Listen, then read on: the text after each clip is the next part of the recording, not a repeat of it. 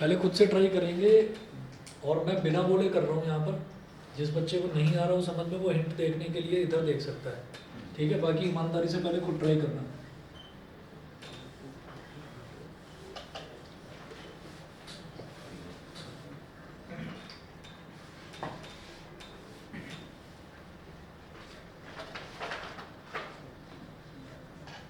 Sir बताना equivalent resistance क्या आ रहा है? 6 अपॉन टोटल 50 अपॉन 11। सर आ गया सर। ठीक है। अब इसमें इसमें इसमें इसमें और इसमें, इन सब में करंट और सब में पोटेंशियल डिफरेंस, वो कैलकुलेट करो।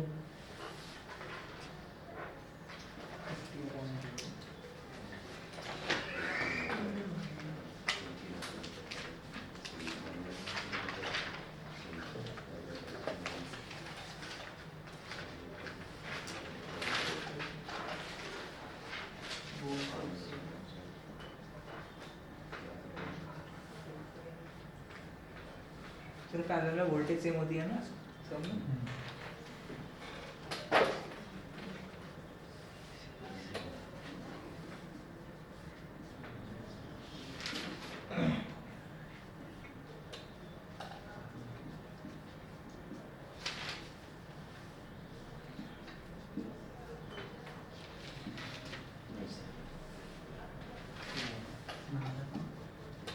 टोटल रेजिस्टेंस कितनी आई? 50 अपॉन 11।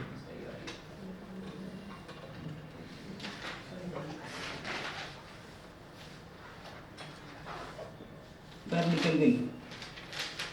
ठीक है, सॉल्यूशन भेज दो मेरे को।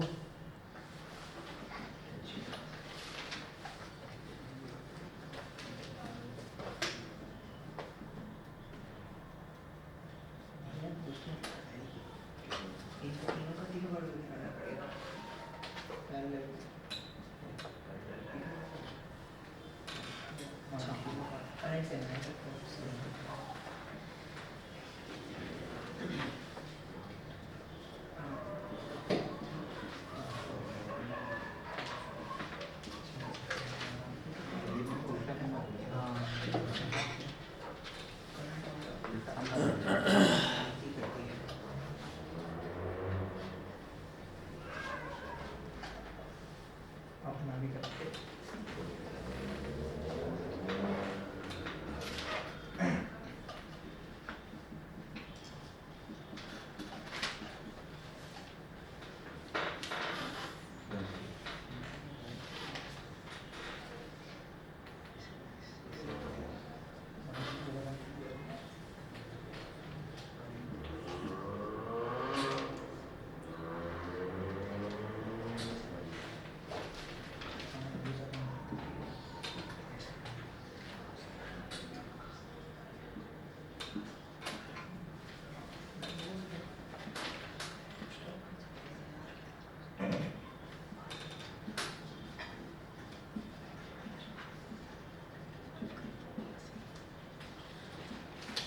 पानी है। खाली है। सर मैंने देख दिया सर। फिर देख रहा हूँ। सर वो आ रहा है 5/11 है 6/11 है। R5 R dash R' 6 upon 11। ठीक है सर।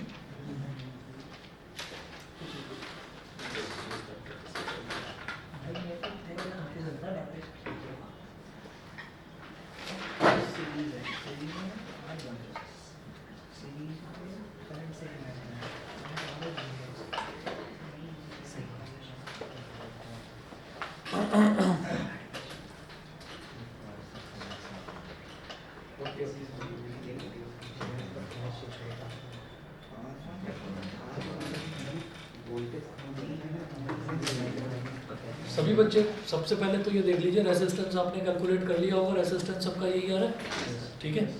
उसके बाद जो दिमाग लगाने वाली चीज़ है वो इसमें है कि हमारे पास पूरे सर्किट का रेसिस्टेंस आ गया और पूरे सर्किट की वोल्टेज हमें पता है कितनी है, 9 वोल्ट है पूरे सर्किट की वोल्टेज। ठीक है, तो पूरे सर्किट का करंट हमारे पास आ जाना चाहिए by Ohm's law. Sir current क्या आ रहा है? डिवाइड करना तो आता होगा। पूरे सर्किट का वोल्टेज बता दिया, पूरे सर्किट का रेजिस्टेंस बता दिया। क्या इसमें भी डाउट है? नहीं चलो वही फिर से पॉइंट है। एक्चुअली पूरा जो टोटल करंट है ना वो नहीं दे रखा है इन्होंने। क्वेश्चन में क्या पूछा है, also find the current and potential at each resistor. Current हर एक रेसिस्टर का बताना है, पोटेंशियल हर एक रेसिस्टर का बताना है। तो देखिए I is equal to V upon R। अब V कितना है? V है 9 वोल्ट, ठीक है, और डिवाइड बाई रेसिस्टेंस कितना है? 50 अपॉन 11। 9 डिवाइडेड बाई 50 अपॉन 11, तो I की वैल्यू कितनी होगी? 9 मल्टीप्लाइड बाई 11 अपॉन 50। बताओ यही आ रहा है? अच्छा वो आई ये तो हो गया टोटल करंट, ठीक है। अब टोटल करंट मेरे पास आ गया 99 अपॉन 50। अब इसके बाद जिन बच्चों से हो गया बहुत बढ़िया, जिनसे नहीं हो गया वो जरा ढंग से समझ लो कैसे करा जाता है। हम ये देख रहे हैं कि यहाँ से जो 9 वोल्ट है, 9 वोल्ट से करंट निकला I। उस I की वैल्यू मेरे पास 99 अपॉन 50 आ गई, ठीक है। यहाँ से ये चलता गया, कोई रास्ते में कोई रुकावट नहीं, रुकावट मतलब रेजिस्टेंस, ठीक है। तो चलता गया, ये पहला रेजिस्टेंस आ गया, इसका मतलब इसमें तो करंट यही जाएगा I, ठीक है, इसमें तो करंट यही जाएगा। उसके बाद ये I करंट जैसे यहाँ पर पहुँचा, तो अब अचानक से दिखाई दिया कि ये जो सर्किट है ये सीरीज में ना रहकर ये पैरेलल में कन्वर्ट हो गया। तो इसका मतलब ये जो करंट I है, अब ये I 3 पार्ट्स में डिवाइड हो जाएगा, I1, I2 और इसमें जाएगा I3। और होगा क्या कि जब ये वाला करंट, इधर वाला I करंट ही 3 उसमें करंट्स में डिवाइड हो रहा है, तो इसका मतलब ये I जो है ये I1 plus I2 plus I3 के इक्वल होगा। नहीं समझे? दोबारा बताता हूँ, ये जो पूरा का पूरा बीच में डब्बा दिखाई दे रहा है, इस पूरे डब्बे को एक सिंगल रेजिस्टेंस माना जाए, तो ये सिंगल रेजिस्टेंस किसके बराबर आया था? 6/11 ओम, ठीक है। लेकिन अगर इस सिंगल रेजिस्टेंस को मैं स्प्लिट करके देखूंगा तो इसमें 3 रेजिस्टेंसेस पैरेलल में लगे हुए हैं, और पैरेलल में वोल्टेज तो सेम रहती है लेकिन करंट जो है वो डिवाइड हो जाता है। तो हम ये कहेंगे कि यहाँ पर क्या होगा कि यहाँ पर इधर करंट I1 जाएगा, इधर I2 जाएगा, इधर I3 जाएगा, ठीक है। तो क्योंकि सीरीज नहीं है, अब ये पैरेलल है, तो यहाँ पर ये डिवाइड हो गया, ठीक है। अच्छा, अब उसके बाद क्या होगा, हमने कहा कि ये जो रेजिस्टेंस था R1, ये पूरा कॉम्बिनेशन, और ये R5, ये तीनों के तीनों सीरीज में थे, तो भाई इसमें तो करंट I ही जाएगा। नहीं समझे? आप ये देखिएगा कि इस रेजिस्टेंस में जाने वाला करंट I, इस पूरे बॉक्स में, इस पूरे रेजिस्टेंस के ग्रुप में जाने वाला करंट I, ठीक है। वो और बात है कि ये ग्रुप आपस में पैरेलल में है, तो जब ये आपस में पैरेलल में है तो ये जो I इसमें जा रहा है ना, ये I ही इन 3 पार्ट्स में डिवाइड होगा, इन तीनों करंट्स का सम इस I के बराबर होगा, ठीक है। और फिर ये देखा कि पहले ये वाला रेजिस्टेंस, फिर सीरीज में ये पूरा का पूरा ग्रुप, और फिर बाद में ये वाला रेजिस्टेंस, तो ये और ये पूरा ग्रुप और ये 3 रेजिस्टेंस तो सीरीज में हो गए, ठीक है। तो इसका मतलब इधर भी करंट I, इधर भी पूरे में भी करंट I, और इसमें भी करंट I, ये होगा, ठीक है। अब हमारे लिए चैलेंज ये है कि हमें इन तीनों में अलग अलग करंट्स निकालना है। तो सबसे पहले क्या करेंगे, हम ये जानते हैं इन सीरीज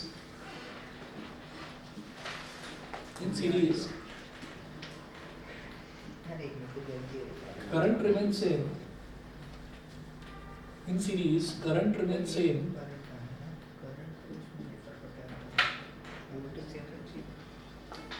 सर एक बार बता दिला देना, वोल्टेज डिवाइड्स।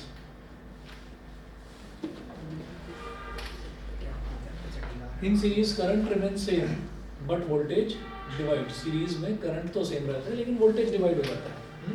तो आप ये देखिएगा कि यहाँ R1 में जाने वाला वोल्टेज V1 हो जाएगा, R1 में जाने वाला वोल्टेज V1 हो जाएगा। तो हम ये लिखेंगे V1 कितना हो गया, IR1। ये समझ में आ गया भाई? सीरीज में वोल्टेज तो डिवाइड होता है, तो ये V1 अलग हो जाएगा, इस वाले में पूरे में V2 हो जाएगा, इस वाले में पूरे में V3 हो जाएगा। तो ये जो V1 है ये किसके बराबर हो गया, IR1 के बराबर, ठीक है। I कितना है, I है 99/50, तो 99/50 सर एक चीज़ पूछनी थी सर, जैसे यहाँ पे जिन लोगों ने अप्रॉक्स करके उसे 2 एम्पियर ले लिया तो उससे तो क्वेश्चन बहुत आसान पड़ गया। नहीं वो नहीं पेपर में करना तो मैं ऐसे ही कर हाँ मैं ऐसे ही करूँगा। ठीक, तो ये हो गया हमारे पास। अच्छा इन्होंने 99 को अप्रॉक्सीमेटली 100 मान लिया, 52 से हमारा बहुत बढ़िया। ना ना ना ऐसे ही करेंगे जो दे रखा है। तो आप ये देखिएगा कि IR1 तो R1 कितना है 2 है, तो 99 2 सा कितना हो जाएगा 198/50, ये तो V1 हो गया। सर 2 और 50 काट दूँ। अच्छा वो आराम से कैसे कट जाएंगे? तो वही है वो कच्चे से एक ही बात है। उसके बाद अब मैं यहाँ पर जो रेसिस्टेंस जो इसमें पोटेंशियल है उसको मैं V5 मान लूँगा। तो रेसिस्टेंस नंबर 5 है तो इसमें जाने वाला जो वोल्टेज है उसको आपने V5 मान लिया। ठीक, तो V5 is equal to I into R5। ठीक है, इसमें किसी बच्चे को डाउट तो नहीं कि इधर भी करंट आई, इस पूरे ग्रुप में भी करंट आई और इसमें भी करंट आई, क्योंकि ये पूरा डब्बा और ये रेसिस्टेंस ये तीनों के तीनों एक के पीछे एक जुड़े हुए हैं यानी कि सीरीज में। ठीक है, अच्छा तो पहले इस वाले रेसिस्टेंस और इस वाले रेसिस्टेंस का वोल्टेज निकाल लिया जाए। तो V5 क्या हो जाएगा I इंटू R5, तो ये भी वही चीज़ है। I कितना 99/50 और R5 कितना है 2, 198/50 वोल्ट, 198/50 वोल्ट। ये मेरे पास V1 आ गया, V5 आ गया, पहली चीज़ तो ये। उसके बाद मैं क्या करूँगा, अब मेरे पास इसका जो वोल्टेज है इसका वोल्टेज निकालने का एक आसान तरीका है। हम ये कहेंगे V1 plus V dash plus V5, ये जो पूरा का पूरा है ना, इस पूरे को आप V डैश मान लो। जब इस पूरे का रेसिस्टेंस मैंने R डैश मान लिया था, तो हम क्या करेंगे, पूरे का वोल्टेज मैंने V डैश मान लिया, तो इज इक्वल टू किसके इक्वल हो जाएगा, 9 वोल्ट के इक्वल। नहीं समझे? तो समझ गए? समझ गया। गर्दन झटकानी नहीं है, आवाज पता नहीं देनी है। सर इसका दोस्त नहीं आया, थोड़ा शांत बैठा। दोस्त तो आदि इंग्लिश का नहीं पढ़ता। कोई बात नहीं, कभी कभी ऐसा भी होता कोई बात नहीं। है। 198 प्लस V डैश और इधर होता चार को मुझको सिलेबस नहीं पता। अपॉन 50 वो है कोई बात इज इक्वल टू 9, है ना। 198/50 प्लस 198/50 कितना हो जाएगा? सोचो अगर 200 होता, 200 200 400, उसमें से 4 कम कर लो, 396। अच्छा ओ 4 काम करना 396/50 plus V dash is equal to 9, तो V डैश कितना हो गया? 9 माइनस 396/50। ठीक है, V डैश कितना हो जाएगा? 59 450 माइनस 396/450 में से अगर 400 सब्ट्रैक्ट कर दो तो 50 आता और उसमें 4 ज़्यादा कर दो, 54/50 वोल्ट। बताइए जी क्लियर है कि नहीं? तो ये जो पूरा का पूरा कॉम्बिनेशन है ना, इस पूरे कॉम्बिनेशन में मेरी बात ध्यान से सुनना, इस पूरे कॉम्बिनेशन का वोल्टेज कितना है? इस पूरे कॉम्बिनेशन में वोल्टेज है 54/50।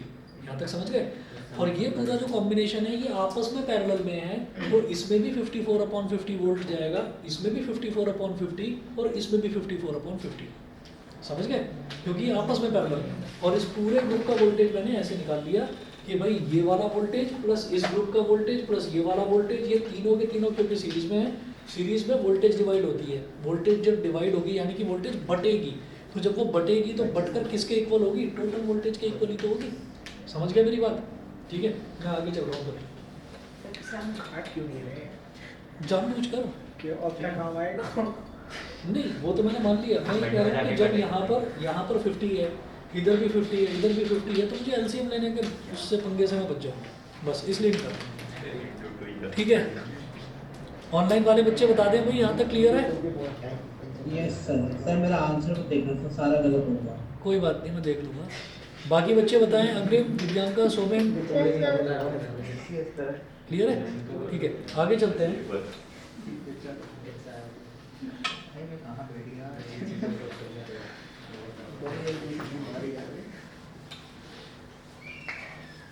तो हो जाएगा।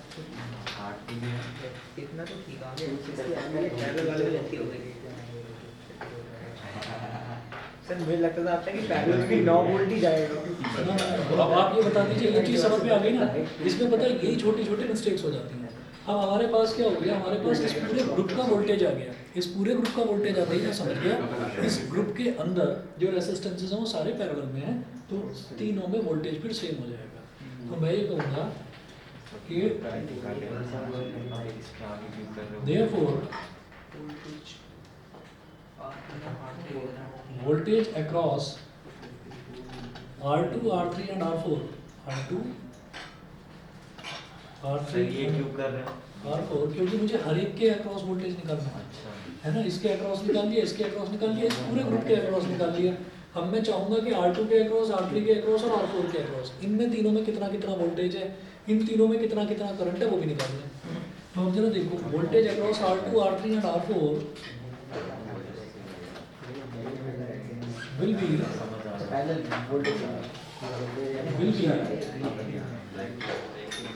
same as V dash, मतलब भाई करंट तो निकालना पड़ेगा, 54/50 वोल्ट। मतलब इस पूरे में जो वोल्टेज था उसको मैंने V डैश बोल दिया, तो इसमें तीनों में हमारा वोल्टेज 54/50 हो जाएगा। आप दोबारा समझ लीजिए, इसमें वोल्टेज आया था V1, इसके अक्रॉस वोल्टेज आया था V1, वो हमने ये निकाल लिया। इसके अक्रॉस करंट मुझे पता है, इसके अक्रॉस करंट कितना था, 99/50। अब आ जाओ इस पर, इसके अक्रॉस वोल्टेज V5 हमने निकाल लिया इतना, और इसके अक्रॉस करंट अगेन 99/50। तो इसका मतलब ये वाला रेसिस्टेंस और ये वाला रेसिस्टेंस में मैं करंट और वोल्टेज निकाल चुका हूँ। इन तीनों रेसिस्टेंसेस का वोल्टेज यही रहने वाला है 54/50। तो अब क्या रह गया, करंट करंट करंट, बस तीनों का करंट रह गया। तो हम क्या करेंगे, I1 is equal two by Ohm's law V/R होता है I, ठीक है। इसके अक्रॉस में वोल्टेज V डैश, इसके अक्रॉस में V डैश, इसके अक्रॉस में V डैश, ये वाला तो V डैश अपॉन R1, ठीक है। V डैश कितना है 54/50। अरे चुप रहो भाई, R1 कितना है 1, 54/50 एम्पियर, पहली चीज तो ये। उसके बाद I2, इसके अक्रॉस में वोल्टेज V डैश ही होगा, तो V dash upon R2, V dash upon R2, V dash कितना है वही 54/50 अपॉन R2 कितना है 2 ओम, 2, तो 2 को क्या लिखेंगे 2/1, सबसे नीचे वाला टर्म सबसे ऊपर वाले से मल्टीप्लाई होकर न्यूमरेटर में 54 × 1, और बीच वाले टर्म आपस में मल्टीप्लाई होकर डिनोमिनेटर में 50 × 2। अब काट दो 227 से, ठीक है। ये हो गया 27/50 एम्पियर, ठीक है। I1 आ गया, I2 आ गया। अब R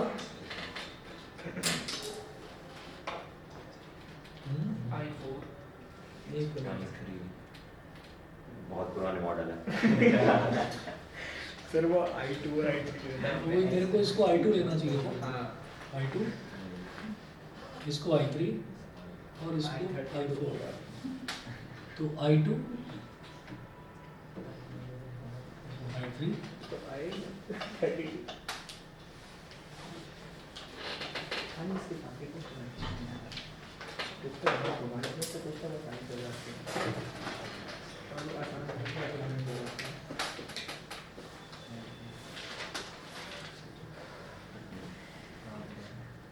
अब I4 is equal to V dash upon R4, ठीक है। हाँ जी, V डैश तो वही 54/50 और R4 कितना है 3 ओम, तो 3 का मतलब 3/1। तो सबसे नीचे वाला टर्म सबसे ऊपर वाले से मल्टीप्लाई होकर न्यूमरेटर में, और ये बीच वाले टर्म आपस में मल्टीप्लाई होकर डिनोमिनेटर में 3/3 × 50। तो 3 18 54, ये हो गया 18/50 एम्पियर। हमने सही करा है या गलत करा है, ये कैसे पता चलेगा कि हम ये जानते हैं कि इसमें करंट I जा रहा है, इस पूरे ग्रुप में भी करंट I है, तो वो I ही 3 पार्ट्स में डिवाइड हो रहा है, I2, I3 और I4 में। I2, I3 और I4 का सम कर लो, I के बराबर आना चाहिए। तो करके देख लीजिए, 18/50, 27/50 और 54/50। 4 + 7 11, 11 + 8 19, तो 9 आ गया, 1 कैरी, 1 + 5 6 + 2 8 और 1 9, तो 99/50 आ रहा है इसका मतलब। ठीक है, ठीक है। तो हमारा इन तीनों के अक्रॉस करंट भी निकल गया है, समझ रहे हैं। तो जितना आसान इसका इक्विवेलेंट रेजिस्टेंस निकालना था, उतना ही ध्यान हमको अलग अलग करंट और अलग अलग पोटेंशियल डिफरेंस निकालने पर देना है। बताइए जी, ऑनलाइन वाले बच्चों को क्लियर है? Yes sir. ठीक है जी।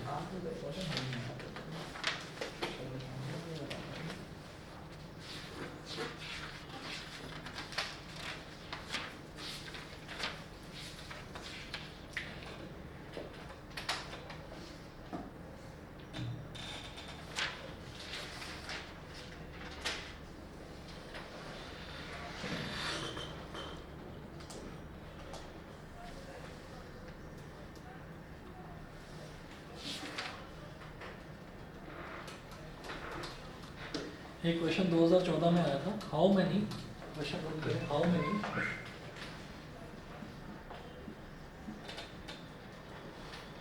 how many 176 ohm resistors in parallel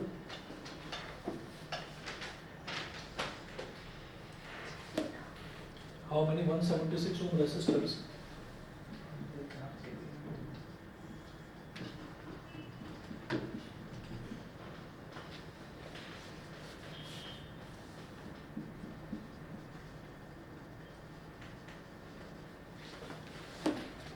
how many 176 ohm resistors in parallel are required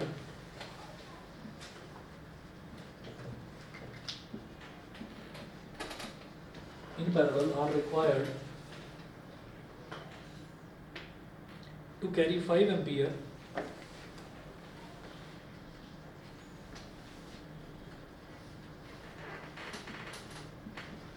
are required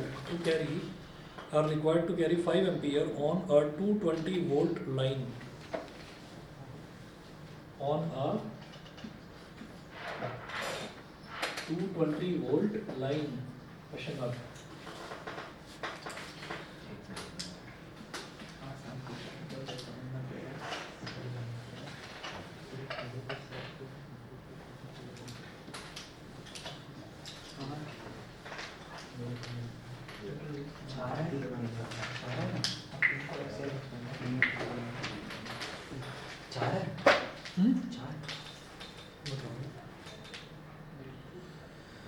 सही है। ये तो एनसीईआरटी का है ना? पता नहीं, CBSE 2014 लिखा है। देखिए क्वेश्चन दे रखा है, how many 176 ohm resistors in parallel are required to carry 5 ampere on a 220 volt line. ठीक है, तो क्या है कि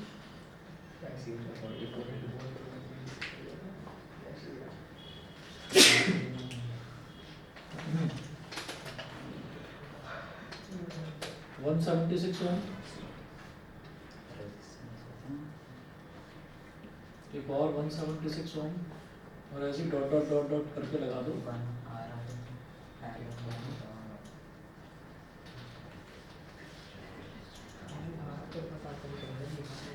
तो यहाँ हमने लिख दिया n रेसिस्टर्स, n रेसिस्टर्स, और फिर ये बोल रहे हैं are required to carry 5 ampere.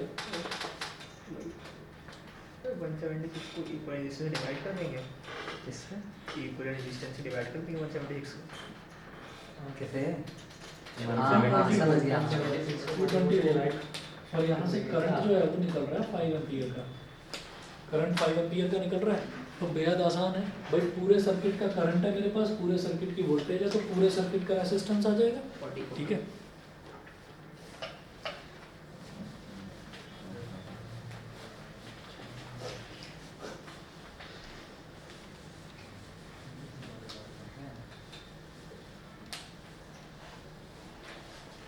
तो हम ये बोलेंगे यहाँ पर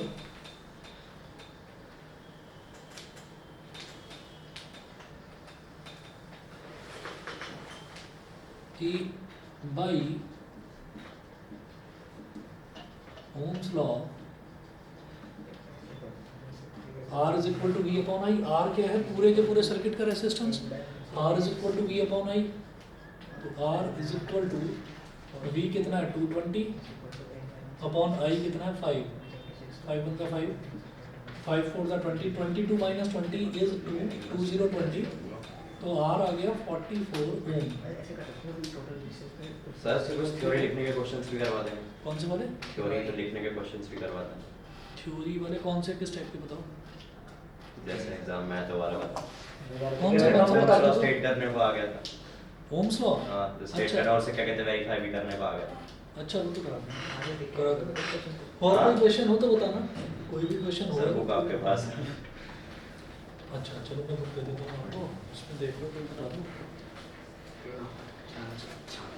ये खुदा का जैसे ध्यान रखना। जरा गिरने का सर। जी तो पूरे पूरा जो सर्किट है उसका रेसिस्टेंस आ गया हमारे पास 44 है। ठीक, तो हम ये करेंगे कि 1 अपॉन R। 1 अपॉन R का मतलब क्या हो गया? 1 अपॉन 44। 1 अपॉन R का मतलब 1 अपॉन 44। अरे अभी तक ध्यान दे लो भी जरा। ये हो गया क्या? हां सर ये हो गया। ठीक है, मैं अपने तरीके से बता देता हूँ। 1 upon R is equal to 1 upon 44। तो यहाँ रेसिस्टेंसेस कितने हैं मुझे नहीं पता, मैंने उनको n मान लिया। तो 1 upon 176 plus 1 upon 176 plus dot dot dot n times is equal to 1 upon 44। ये है, यहाँ तक समझ में आ गया ना? ठीक है। अच्छा अगर 2 को या मान लीजिए 3 को 2 बार ऐड करते हैं तो 3 × 2 हो जाता है। 3 को 3 बार ऐड करते हैं तो 3 × 3 हो जाता है। 3 को 4 बार ऐड करते हैं तो 3 × 4 लिखा जा सकता है। तो इसी तरह से 1 अपॉन 176 को n टाइम्स ऐड कर रहा है तो n इंटू 1 अपॉन 176 हो गया। समझ गए ये चीज? हाँ। और इज इक्वल टू 1 अपॉन 44। अब ये 176 इधर चला जाएगा, ये डिवाइड में है तो ऊपर चला जाएगा मल्टीप्लाई में। 176 अपॉन 44 11 4 जा और 11 1 जा 11 6 जा 4 4 जा n is equal to resistors. ठीक है। वो ये तो जैसे एक्सप्लेन करने को पूछ रखा है जब ये आ रही है रीजनिंग और उसके बाद ये 3 मार्क के जो दिया बता दो क्वेश्चंस।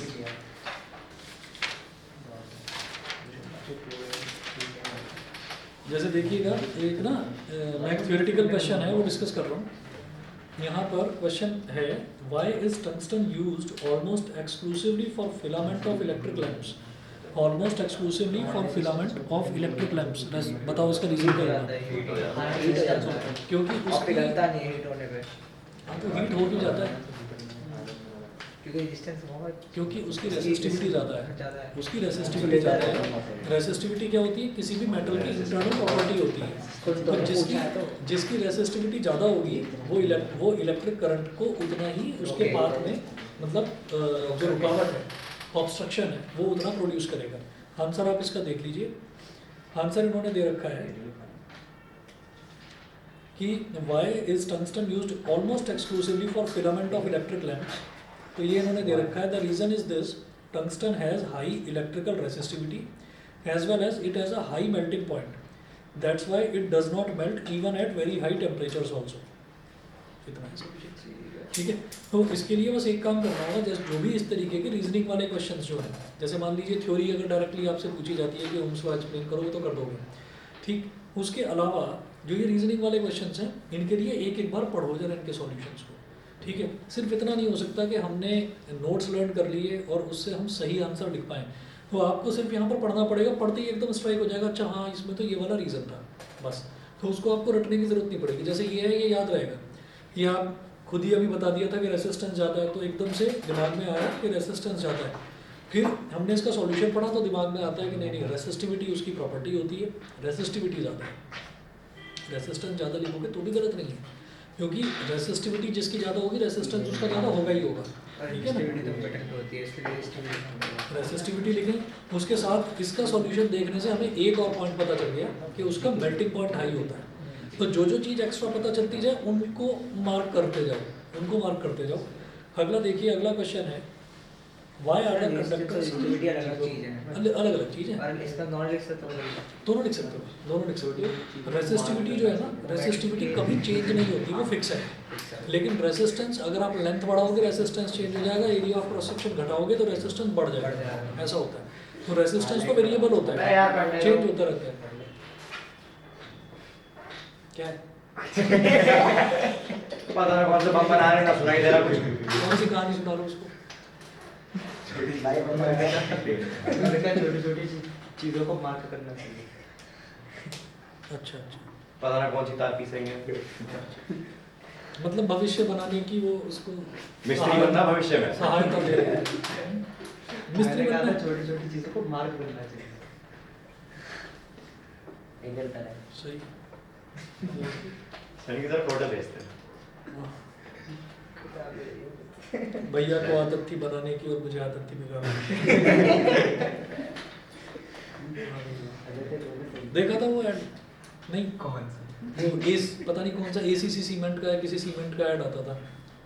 आज मुझे देखो मैं कहाँ हूँ, आज भैया को देखो भैया कहाँ है, भैया गुंडा बन गया।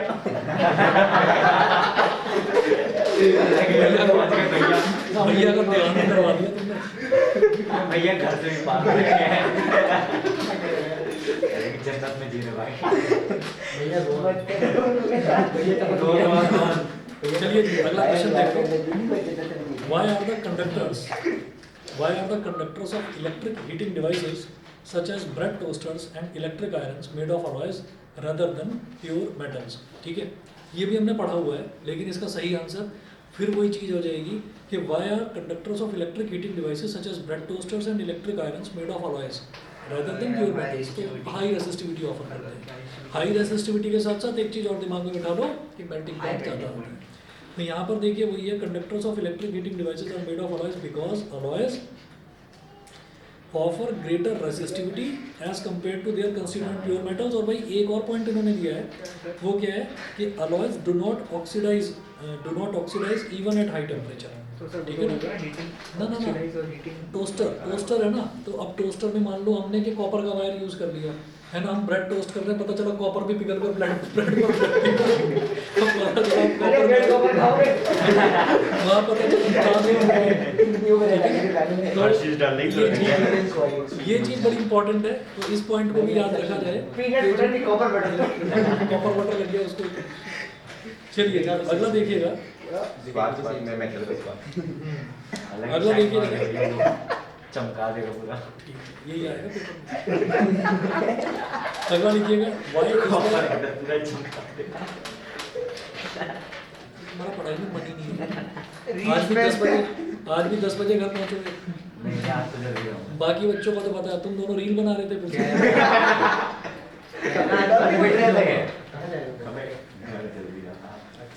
देखिएगा, why is series arrangement not used for domestic circuits? बताओ। हमारे पास इसके 4 पॉइंट्स लिखे हुए हैं नोट्स में। वो 4 पॉइंट्स ये हैं कि अगर मैं सीरीज सर्किट यूज नहीं बंद करेंगे तो एक बंद करने में सारे बंद करने पड़ेंगे, एक खराब हो सारे खराब हो जाएंगे। सबकी अपनी अलग अलग वो होते करंट जो उनको चाहिए और दूसरी चीज ये है कि सीरीज में जो ओवरऑल रेसिस्टेंस है ना, वो बहुत ज़्यादा बढ़ जाता है। ठीक है, ये भी है नुकसान उसका। तो इन्होंने भी 2 पॉइंट्स बता रखे हैं इसमें। Devices of different current ratings can not be connected as the current is constant in series circuit. दूसरा है, if one device fails the circuit is broken and all devices stop working. अगला देखो, how does the resistance of a wire vary with its area of cross section? तो पता ही है, area of cross section बढ़ेगा तो resistance come. Why are copper and aluminium wires usually employed for electricity transmission? 4 points तो 5 है।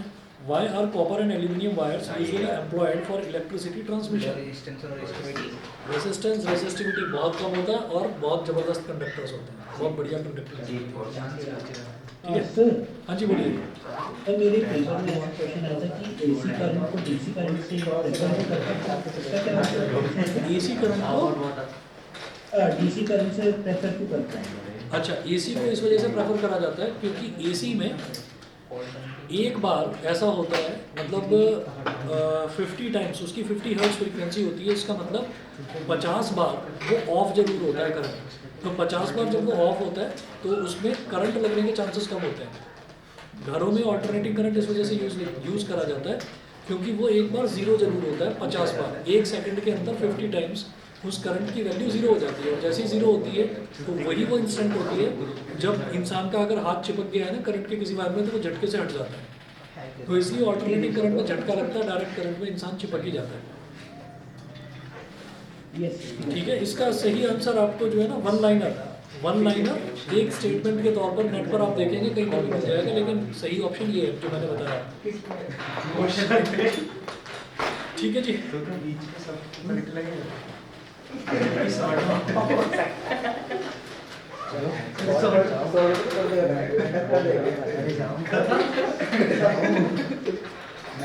हाँ जितना ही कर लेते हैं। ठीक है, अच्छा और ये अगर आपका स्कूल